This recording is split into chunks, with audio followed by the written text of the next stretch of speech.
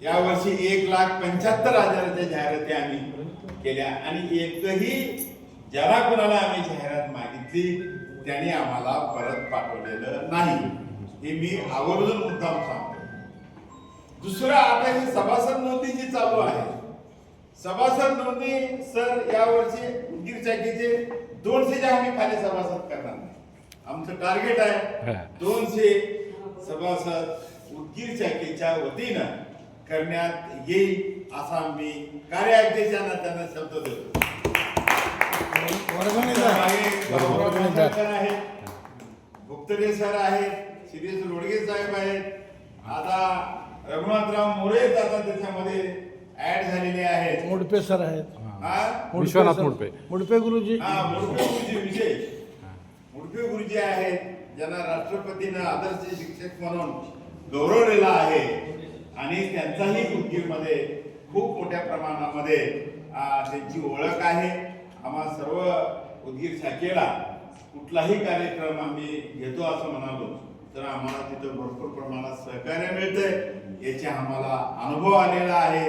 आत्ताच मी माझ्या एकंबेकर कॉलेजमध्ये उदगीरमध्ये सर्व उदगीर या शहरामध्ये ज्या महिला ज्या वार्डातून निवडून आल्या त्या सर्व 21 महिलांचा महाविद्यालयाच्या तर्फे जिजाऊच्या दिवशी, जिजाऊ जयंतीच्या आणि स्वामी विवेकानंद जयंतीच्या दिवशी मुद्दाम आवर्जून आम्ही असं समजलं की त्या निवडून आलेले सगळे जिजाऊ आहेत आणि त्यांचा सन्मान झाला पाहिजे असा उद्देश ठेवून आमच्या महाविद्यालयामध्ये त्यांना बोलावलं, त्यांचा यशस्वी सत्कार केला आणि त्या महिलांच्या समोर आम्ही अंधश्रद्धा निर्मूलनाच्या चळवळीच बोललो कम्प्लीट. आम्ही म्हटलं हे महिलाच हे अंधश्रद्धा निर्मूलन समितीच्या वाहक आहेत असं मी त्यांना ठासून सांगितलं. आणि मी पाहतो म्हटलं शाळेमध्ये मुली जात असते नवरात्रमध्ये चप्पल घालून जाते, हे का महिलेला माहित नसतं का? घरामध्ये माहित असतं, कारण सगळे विद्यार्थी शाळेला जाते वेळी आई वडील तयार करून दिल्यानंतरच आईला भेटल्याशिवाय ते विद्यार्थी शाळेला जात नाही.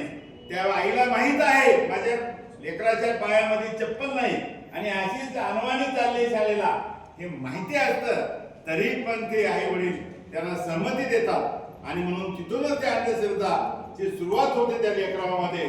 त्या लेकराला नवरात्राचं काय महत्व आहे त्याच्या वैज्ञानिक सांगा ना, त्याचं काही महत्व जर असेल तर त्यांना पटवून द्या. कुठे चप्पल घातली नाही म्हणून देवी प्रसन्न होते असं जर आई वडील त्या लेकराला सांगत असतील तर त्या अंधश्रद्धा वाढीस लागल्याशिवाय राहत नाही.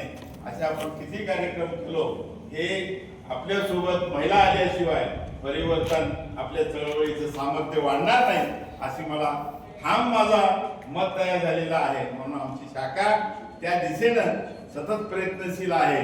महिला आता 8 मार्चला आम्ही खूप मोठा महिलांचा मेळावा बोलवणार आहोत आणि योगायोगानं माझ्याकडे महाविद्यालय असल्यामुळे व्यासपीठ आहे. मला कुठल्याही गोष्टीचं अरेंजमेंट करायचं म्हटलं तर मला अवघड नाही. आमची सगळी टीम अतिशय उत्साही आहे. आमचं सर एकच ठरवलं, कोणी फोन केलं की नाही म्हणायचं नाही. भुक्तडे साहेब सर मला माहित नव्हतं सर आजच्या मिटिंगचं, त्यांनी रात्री 9 वाजता मला फोन करून पाटील सर उद्या 9 वाजता जायचं बघा. Yes sir. म्हणून काही असतं अशा प्रकारे हे टीम वर्क आहे, एकट्या दुकट्यानं होत नाहीये. सगळे जर आपल्याला ते जर कळत नसलं तरी आपण नुसतं उपस्थिती त्याच्या सोबत लावली तरी ते काम मार्गी लागल्याशिवाय राहत नाही. अशी पद्धतीची भावना आम्ही ठेवून आमची टीम एकत्र येते आणि तीच एकत्र आले की ती आमची मिटिंग होते, चर्चा होते, संवाद होतो. काय करायचं, कुणाकडे जायचं, कुणाला पैसे मागायचे आणि आज ते आहेत का नाही हे सगळ्या गोष्टीचा अगोदरच प्लॅनिंग करून आम्ही तिथं जातो आणि ते आमचं काम यशस्वी करून येतो. अशा पद्धतीची कार्यशैली उदगीर शाखेची आहे आणि म्हणून आज माझा तुम्ही इथं स्टेजवर बोलवलात, गुलाबाचा बोलून सत्कार केलात.